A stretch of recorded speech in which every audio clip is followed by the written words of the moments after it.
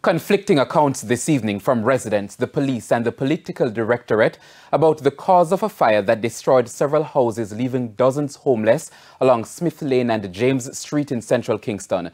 Now, in the meantime, Prime Minister Andrew Holness, who went to the area Tuesday, has promised help both immediate and long-term. About 30 residents were left homeless when fire razed several board houses here on James Street and the adjoining Smith Lane early Monday morning. The police say preliminary investigation suggests that the fire started from an electrical short circuit and not by thugs, as the residents claim. We're not saying that gunshots were not fired, but based on our best experience, those explosions would have been caused by fire hitting ammunition.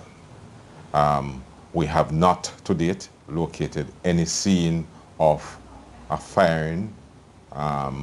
No injuries, no one has reported any injuries, no one has reported seeing anybody with guns firing shots. Police said that there were no guns. Listen to me, no man. I'm just saying what the police. Listen to me, no man. The police don't live here. The police them live here. Brother, when me fly my door, I pee a gunshot. What you tell me, say? Around 10 minutes with a gunshot. What you tell me, say? The Member of Parliament, Donovan Williams, says at this time, he too is going with what the experts say. Based on the argument of the residents, though, do you think their argument is there any merit to it? Well, the truth is there have been some friction in this side of the constituency in recent times between the Wildman Street, Smith Lane, Tex Lane, Price Lane. There have been some element of friction. So, you know, that may be giving some impetus to that argument that it was arson or a firebombing.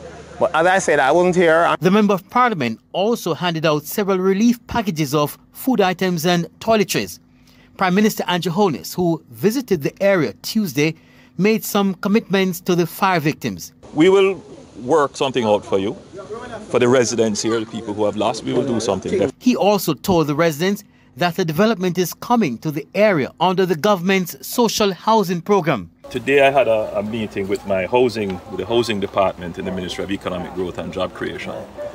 And we want to make a serious intervention in this entire area. These communities represent some of the oldest residential communities in Jamaica. They were properly subdivided lots. Some of them have good infrastructure in terms of roadways already established. The water mains may be old. I'm not quite certain as to what the sewage situation is. Maybe there isn't enough, but I know that there are lines that run in close proximity. So what we would have to do is to establish the ownership of the land in the area.